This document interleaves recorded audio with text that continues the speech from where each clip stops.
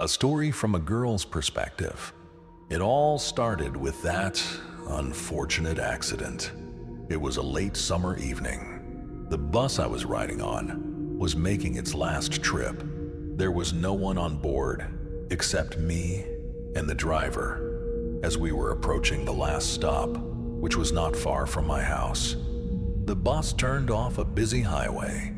At some point, an inexperienced, reckless driver turned out to avoid a collision, abruptly took a right turn, hitting the curb. As a result, the bus turned over on its side at full speed into a ditch separating the road from the wasteland. My natural agility saved me. I managed to grab onto the back of one of the seats and let go, only when the bus was already lying in the ditch. The door was pinned to the ground, and I carefully got to my feet in the overturned bus, where the lights were still on, and opened the stuck hatch in the ceiling.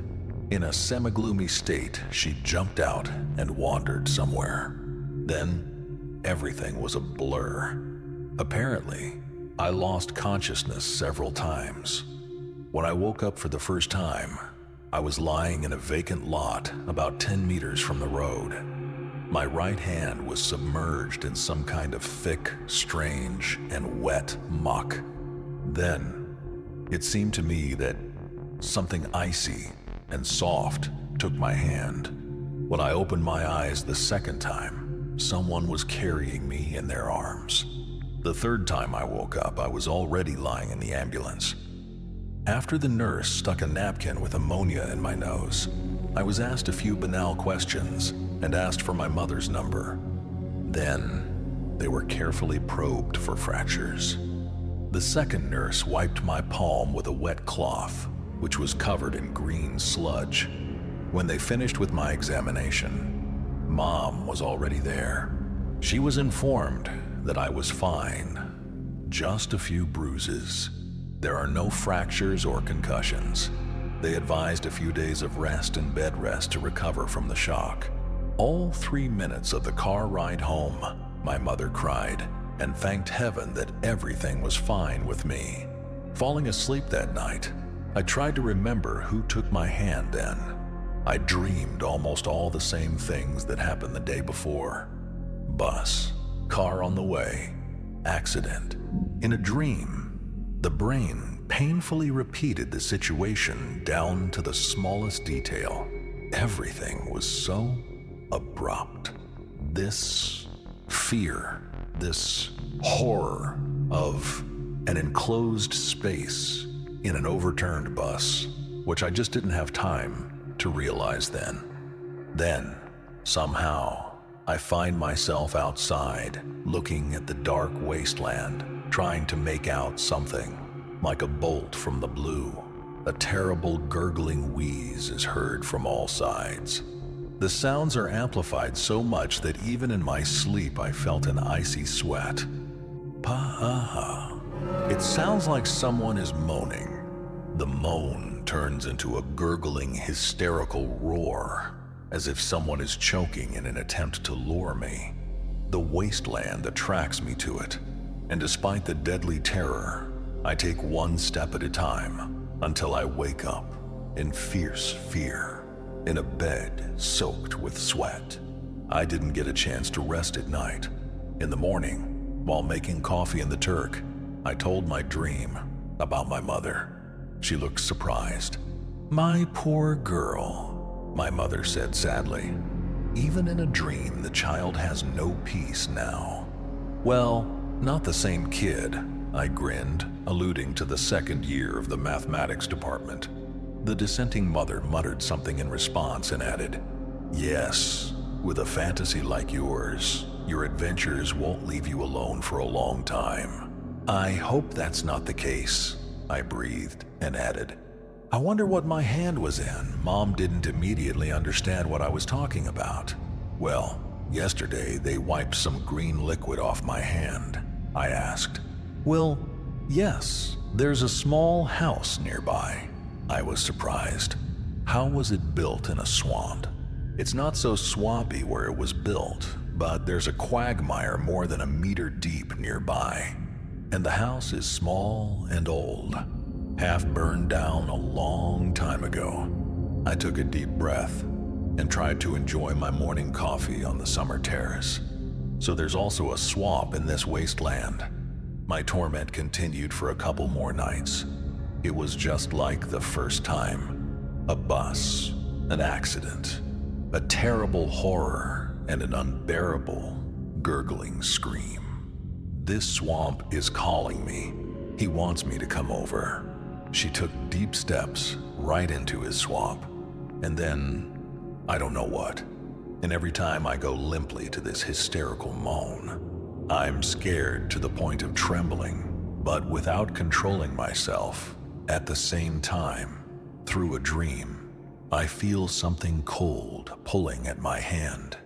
I wake up in the middle of the night screaming and convulsing, terrifying my mother. She came running to me through several rooms, stroking my hair, wiping the icy sweat from my forehead. I calmed down for a while. If I managed to fall asleep again, then history would repeat itself. I never managed to enter the swamp, waking up furiously over and over again. But I endlessly followed this otherworldly choking call. The scream did not belong to either man or woman. It was as if it was being emitted by an evil, insatiable monster that hides in the very depths of this disgusting quagmire. Over and over, that fierce scream was deafening. An icy entity tugged at my palm over and over again. I could no longer tell which was reality and which was a dream. In the dream, the clouds over the swamp were gathering more and more. The air was saturated with a thirsty moan, and my fear. Something hysterically called, something ruthlessly demanded, was self-death calling me. Last morning, when I woke up in a broken and crazily terrified state, my palm, the same one, was covered with spots of dried green slime. The smell of rotten meat came from the hand. It was already on the verge. I didn't dare tell my mom everything. Even she would have caught me losing my mind. Instead, I forced myself to take a walk and visit my grandmother on my dad's side, who lived a few blocks away from us. And as luck would have it, a minute's walk from this damn place. As I approached Grandma, I tried to figure out if it was me. Did my brain make it all up? In any case, I was washing the sludge off my palm, quite real. I can still smell the dead. Dad died of liver cancer when I was 10 years old, and all that's left of him is Granny God's dandelion. I always visit her once or twice a week, and now, more than ever, I need a distraction. Grandma asked me for a long time about my health after that accident. She was constantly groaning, wailing, and trying to feed me into a food coma. But while waiting for the cherry pie, I decided to ask anyway. Grandma, do you know anything about that little burnt-out house that stands next to the wasteland? Well, here, not far from you. Granny considered my words slowly, then narrowed her eyes and said, "Ah, this is the one where the mother and child lived for a long time. But of course, my dear, I remember. Tell me." I tried to hide my keen interest, so I naively added, because I was curious whose grandmother he was again, squinting like an old man. As if peering into the past, a mother and child lived there, bought this shed, and they lived there. There were visitors. Yes. What happened to the house? I blurted out impatiently. What's wrong with the house? Grandma thought again. The house burned down almost completely. It was old, it was heated by a stove. It caught fire at night, but these were asleep. Your father, God rest his soul, dragged them out alive. He also lived here with your mother and was not acquainted. I was walking from Golka at night. I noticed the fire. I ran, And let's say that she crossed herself in memory of her son. I just saved you for nothing. I pulled them both out. He ran away to get help, and the mother was gone. They say she came back to the house for some reason, and so it burned down. But the little girl didn't believe it. She said her mother was lying next to her, burnt out, and she was crawling somewhere for help without any strength. Would you believe it? The child is in a frenzy. The angel inhaled deeply. They barely pumped it out. Grandma took a deep breath and added, and the little girl was pretty and Labrisiah, about 5 years old. And what happened to her next? My astonishment has already gone beyond all bounds. With her, what about the little girl? Her neighbor, Baba Nina, took her in. She's single, she's always loved kids, but nobody needs it here. It was only some distant relatives who took the orphan away. And, so I lived with Grandma Nina. When I went home, I was still in a state of shock. I decided to take a different route past this very place. I stopped on the other side of the road and watched the house and the swamp through the occasional passing car. Could so many terrible things really happen in one small place? And that burnt-out woman, maybe she's bothering me, but why would she want me? Lost in thought, I did not even notice how bubbles began to pop up in the swamp. They wouldn't have touched my attention if there weren't more and more of them. The swamp seemed to be boiling, and only I noticed it. A chill ran down my spine. Unimaginable fear gradually filled her insides. An unseasonably cold, damp wind blew in from the swamp itself and engulfed my entire figure. These weak, lifeless gusts carried with them the smell of something rotten. Through the fierce horror, I felt something wet and cold take my hand and try to pull me there. The lump in my throat made it impossible to breathe. A terrible numbness gripped my soul. His feet seemed rooted to the ground. The icy touch sent goosebumps all over my body. One look at my palm, smeared with green swamp slime, was enough for me to run away from my place in tears in a fit of panic. There, I burrowed under the covers and waited tremblingly for my mother's arrival. I tried to keep that poem away so I wouldn't get sick of the smell of dead meat. I tried to convince myself that it wasn't true and everything was fine, but this disgusting smell brought me back to a cruel reality. I tried to pray. I tried to think only of the good, but the bad came from all sides. Mom was speechless when she came home and found me disheveled, crying, and constantly trembling nervously in all my limbs. I couldn't speak. My throat was so tight with fear. Noticing the dirty hand, she asked anxiously, "Did you go there?" "My little girl." Mom hugged me bitterly. Shaking in her arms was much easier. Gradually, I calmed down. Mom washed my hand, pinching my nose and marveling at the disgusting smell. "Maybe we should go to a psychologist?" she asked cautiously. "Mom," I whispered helplessly. "That's not it. Maybe she should be even more careful. To a psychiatrist?" "No," I snapped. "Can we go to church if you have such nightmares?" Her worried voice was full of pity and not knowing what to do with me. I hesitated. "You know," Mom remembered abruptly, "we have a witch doctor grandmother outside the village who removes the evil eye, drives away bad dreams, maybe to her. They say, of course, that she's a little bit like that. But, you know, she communicates with spirits, sees the dead, that's all. Crazy, probably, but they say she's strong. If he says something, it will definitely come true." Although, just the thought that this nightmare could end made my heart beat faster. What if it really helps? A few more days, and I'll be on the verge of insanity. Biting my lips, I mumbled uncertainly, "Let's try." I decided not to sleep that night. I don't want to suffer again and think that something is wrong with me. One thing is scary, so I went to my mom. She was asleep, and I was lying next to her listening to audiobooks all night long. Sometimes, in the dark, I would see someone's silhouette or the outline of a swamp, but then I would bury myself in the blanket and bury my face in my mother's back, feeling an unknown dark force knocking on my mind. But because I wasn't sleeping, it couldn't take over. I could feel the cold trying to touch my palm and convulsively clenching it into a fist, pressing my hand to my chest.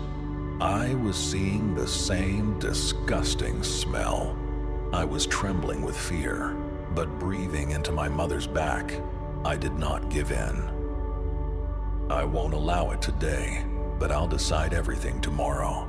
With the dawn, the torment stopped.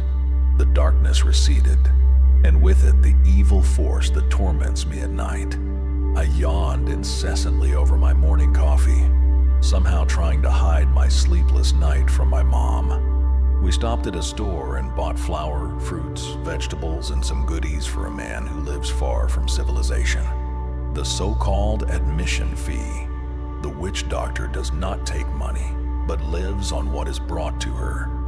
After 20 minutes of driving along the highway, and then across the field, the car stopped in front of a dilapidated hut, under the roof of which hung a small wooden cross.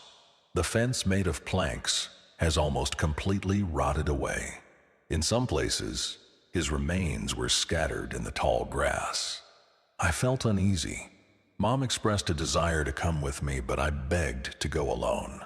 She might misunderstand me. I got out of the car, stopped at the fence, and looked around the modest courtyard. A few seconds later, the hostess herself appeared on the threshold. "What are you standing for?" "Al didn't come to me. Come on in, if you've come," an old woman of 85 grumbled. Timidly, I crossed the threshold, where, apparently, the gate used to hang. The wooden house with the faded carved shutters was very small. The porch is almost all rotten. There were holes in the steps. The rickety old hut reminded me of its owner. Both are mysterious, dilapidated, and repulsive. To the right of the porch was a low bench made of planks next to a spindle. The courtyard was littered with logs, boards, clothes, and dried flowers. To my left, a huge white cow with brown spots was grazing, and in the right corner, not far from the collapsed fence, there was an elongated mound without grass, with a tall wooden cross at the head. Catching my worried look, the old woman giggled. She was afraid of my hubby. "Don't be afraid of how many dozens are lying here. I've never got up." Her mischievous eyes narrowed mysteriously, testing my strength. "Well, I don't take Yuletide. There are evil spirits walking on them." Grandma winked at me. "And leave your escort outside the door." "Is Mom in the car?" I asked automatically. "I'm not talking about her," the old woman said with a toothless smile, clearly anticipating my fright with joy. She brought the spirit with her. My eyes widened, and the hairs on my arms stood on end. She already knows something. The spirit? I was surprised. The spirit. The spirit. He stuck to you, I see. Hard. "Well, come in. Come in. Why are you standing here?" There was a real magical atmosphere in the hut. I couldn't believe that the hostess practiced only white magic. The floor was earthen, smeared with clay. In the middle was a table with 2 benches, and in the corner to the left was a bed with a feather bed and pillows that stood like a tower. There's a Russian oven in the opposite corner. Dried herbs and mushrooms were everywhere. Various strange things are piled up on the windowsills and steel. Battered books with symbols I didn't recognize. Raven wings, bats, rabbit tails, some kind. Wooden amulets, bones that that belonged to unknown animals, or not animals at all. A lunk formed in my throat at the sight of all these treasures, in quotation marks. I carefully placed a bag of provisions on the floor near the door, next to some kind of huge glass jar with a wide neck. The old woman, noticing this, nodded approvingly. Casually looking at the cloudy contents of the container, I noticed the dark silhouette of a baby. My breathing stopped, and the power of speech immediately left me. My firstborn, stillborn, was quietly honed by my grandmother.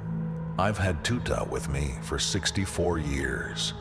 I will not give him up to the damp earth. He will only go with me. In a daze, at the witch's invitation, I sat down on one of the cameos. She's opposite. The darkness is thick. The moon is growing. The powers of heaven. The gates of the body. The old woman wailed, dropping to a whisper. I couldn't make out anything else.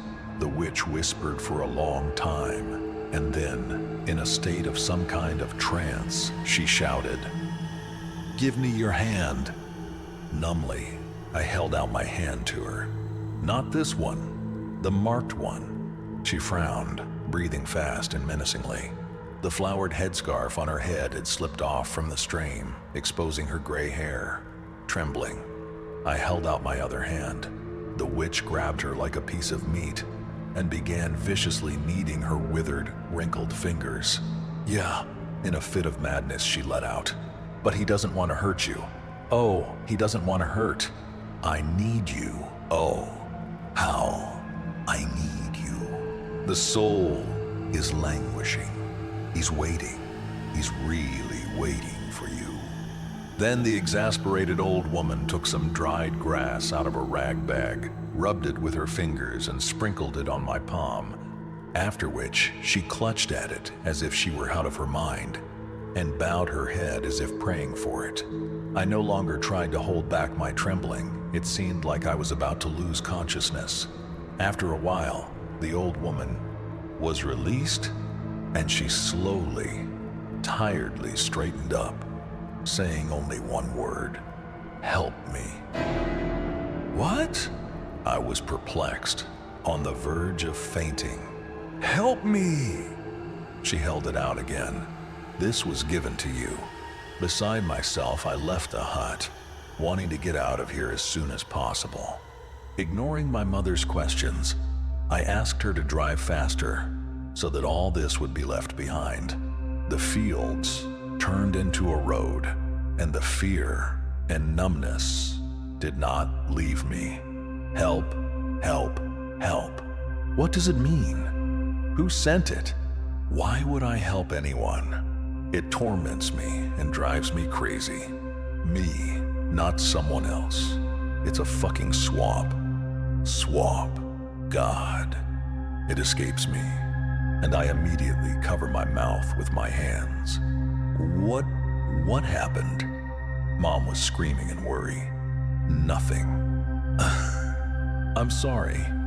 Choking on air. Nothing. I'm sorry, Mom. I think I've got it all figured out. That night, as I lay down in bed, I spoke firmly. I will help. And for the first time in all this time, nothing disturbed my sleep. The next day, I visited the same woman a few hours away, who visits Baba Nina a couple of times a year. That's where I got her number. I rehearsed the call for a long time, thinking about what I would say and how I would say it, but my excitement got the better of me. "Hello?" A gentle female voice sounded on the phone. "Hello? Hello?" I stammered in a trembling voice. "Who is this? Sorry to bother you. I live in the village where you once lived with your mom." There was a heavy silence. I took a deep breath, realizing how much depended on me. "I know where your mom is." A couple of days later, Vera herself and a group of emergency workers were already at the scene. I also came at Vera's request, and now I was watching the process.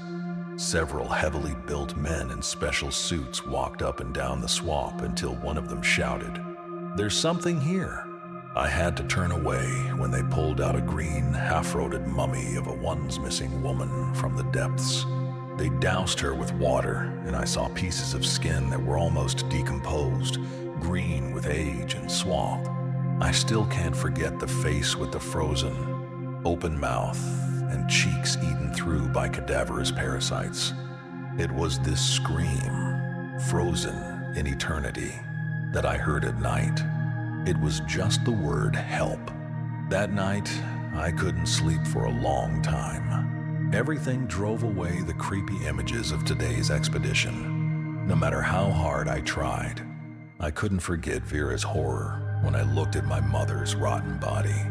The way she looked at the burnt-out house and her tears that had been accumulating for more than 20 years.